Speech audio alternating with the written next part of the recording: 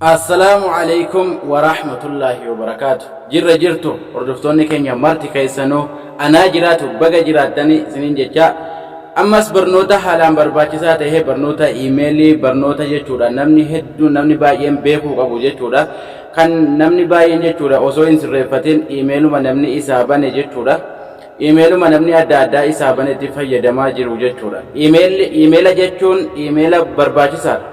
Waan akkaan jabaate jechuudha. Wanni ati miidiyaadhaan sooshaal miidiyaan fayyadamtu hundi waan isaan hoogganamu jechuudha. Kanaafuu iimeela keessan ofirraa sirreessuun gama keessanitti deebisuun paaswordii isaa beekuun dirqamaa jechuudha. Kanaafuu jechuudha barnoota iimeelii karaa sirrii ta'een akkaataa itti banatan mataa keessaniin ofii keessaniin paaswordii isaa akka itti jabeeffachuu qabdan karaa salphaa ta'een isin agarsiisaa jechuudha. Kanaafuu warri mana keenyaaf haaraa taatan mana kana subscribe gochuu hin dagatinaadha jechuudha. Like share gochuu hin dagatinaa. Kanaaf aga umura barnoota keenyaatti nu faana turaa isiniin jechaadha. Gara barnootaa isin dabarsa. Kanaaf jechuudha barnoonni keenya har'aadha jechuudha. Play Store appii Play Store irra seentan jechuudha. Dura irratti appii Play Store kun ni jira. Kanuma tuqatanii irra seentanii jechuudha. Asuma irra gadi tuqatan. Hoggaas irra gadi tuqatan jechuudha. Iimeela namni duraan isinii bane. Iimeela namni gaafa bilbila bitattan isinii bane jechuudha. Namni isin hin beekne faa yookaan abbumaan fedhe kan isinii bane sun profaayila kunoo gubbaa kanatti isinii mul'isa jechuudha. Gubbaa kanatti isinii mul'isa waan ta'eef kanaafuu asirra tuqattanii jechuudha. Haaraa banattanii jechuudha. Warri duraan irratti banamee jiru bilbilli isaa jechuudha. Iimeeliin irratti banamee jiru jechuudha. Hoggaa irra tuqattan kunoo bakka xiyyi irra jirtu kanarra gadi tuqattan yeroo tokkoo fi asirra gadi tuqattanii yeroo asirra gadi tuqattan kilir gootanii add another account kanarra tuqannaa jechuudha. Asirra tuqanneeti gara haaraa banuutti deemnaa jechuudha. Asirra tuqannee gara iimeela haaraa iimeela mataa keenya banachuutti deemna. Warri bilbilli keessan paaswordii qabu asirratti isinii fida waan ta'eef paaswordii keessan itti naxxaniitu dabartan jechuudha.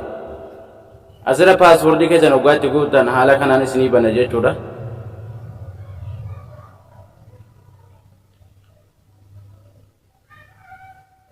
Yeroo isinii bane jechuudha. Haala kanaan isinii fida namni kun jechuudha email or phone warra emaila duraan mataa keessaa qabdu asirratti guutadhu siin jedha. Kanaafuu nuti hin qabnu haaraa banachuu deemna waan ta'eef create account ka jettu kanarra gadi sinnee tuqannaa jechuudha. Eega tuqannee jechuudha for my personal use ka jettu kanarra tuqanna tokkoffaa irra. No I don't.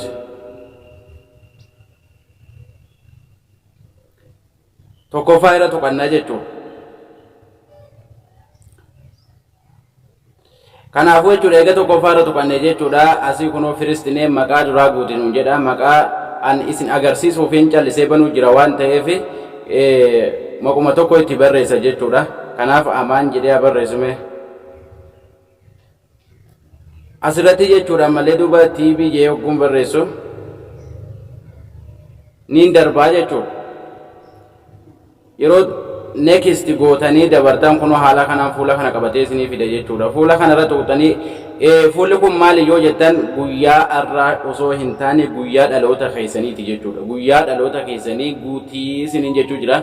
Kanaafuu jechuudha asirratti guyyaa 10 gadi yoo guuttan dafee isin simata. Anna amma fakkeenyaaf lamuma haa tuqadhu. Asirra immoo jechuudha baatii feetan baatii keessa dhalattan isiniitu beekataa isinii guutataa jechuudha. Yoo hin beeknes calliftanii matti guuttanii isin garuu bakka tanatti murteessaan ka sadaffaa kana ka bara jedhu kanarratti jechuudha. Asirratti namoonni gariin bara 2000 jedhanii hoggaa barreessan inuma hin simatu jechuudha.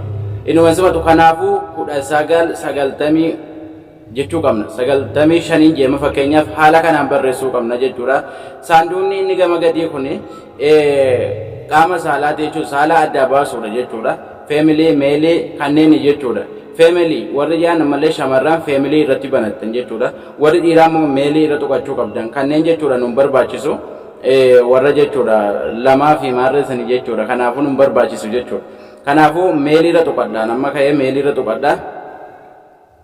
Egaa jechuudha malee duuba neekistii kana tuqattan jechuudha. Amma maqaa guunnee jirra jechuudha. Maal maqaa keenya Amaan TV kanneen malee TV Amaan maqaa keessan kan sirrii ilaallatanii irra tuqachuu qabdan isin maqaa ka sirriidha jechuudha. Amma ka lammaffaa kanatu sirriidha waan ta'eef ka lammaffaarra tuqadha jechuudha. Egaa tuqadhee neekistii jennee gara fuula duraa deemnaa jechuudha. Gara fuula duraatti deemna. Amma bakki jabduun bakka tana jechuudha. Hordoftoota keenya ka isin jabeeffachuu qabdan. Ka isin yeroo itti barreessan akeekkachuu qabdan tana screenshot gootanii daftara adda addaa irratti dabarnootii keessa kaa'achuun dirqamaa jechuudha. Maaliif jennaan asirratti jechuudha. Namoonni ni doggoran akkuma feesbuukii akkuma peejii adda addaa jechuudha. Lakkoofsa ja'afaa hin banama jedhaniitu itti mokkoranii hin qeebalu jechuudha. Kun tokkoffaa irratti jechuudha lakkoofsii fi maqaan wal keessa qubeenii fi lakkoofsi wal keessa ta'uudha. Ammaasis jechuudha saddeetii fi saddeetii ol ta'uudha qaba. An fakkeenyaaf calliseeruma itti haa barreessume Amaan jedheetuma malee duuba lakkoofsa itti haa naqu akkuma saddeetii tokko itti haa naqu. Kunoo haala kana itti naqeera. Kunoo na dabarsaa jechuudha. Salphumatti na dabarsa jechuudha. Kanaaf ammaan tana kunoo banamee jira jedhee naaf fidee jira. Amaan TV'n kunoo imeela mataa isaa banatee jira jedhee naaf fida waan ta'eef. Kanaafuu jechuudha asirra tuqanna. Asirra heega tuqannee jechuudha gara fuula duraatti jechuudha. Kunoo laal I agree ni mul'attee bakka xiyyaa kanarra tuqanneeti jechuudha finish goonaa jechuudha. Amma nu fidaa jechuudha.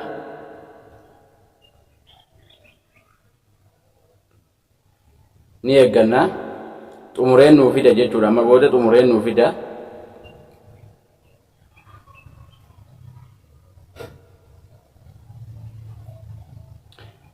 San booda amma fidee jira jechuudha. Amma fixee jira jechuudha. Amma naa banamee jira imeeliin tiyya amma imeelii mataa kiyyaa banadheetiin jira. Imeelii mataa kiyyaa banadheetiin jira jechuudha ammaan tana.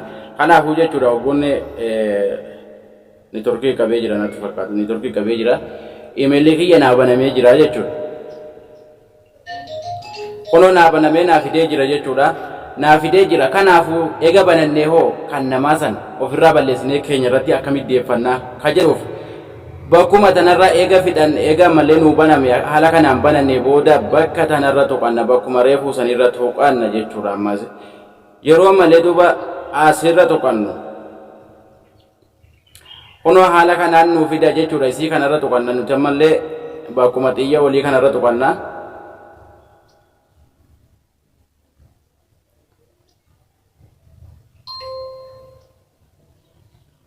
Eega tuqannee jechuudha. Kunoo Amaan TV kan amma banadhisan irratti gadi haa tuqadhu jechuudha.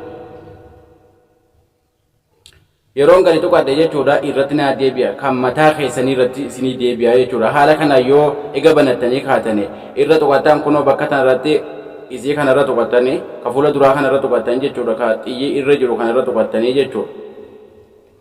Yeroo tuqattan irratti isinii deebi'a karaa gabaabaa warri imeela namaa imeela namni isinii bane fayyadamaa jirtan sanitti fayyadamaa jirtan jabaadhaati imeela mataa keessanii banadhaadha.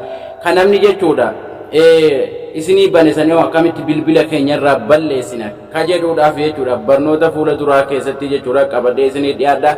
Kanaaf jechuudha barnoonni har'aa kana fakkaataa aga turtii keenyatti waan nu wajji turtanii fi galatoomaa yoo isinitti tole sheer gochuu hin dagatinaadha isiniin jecha.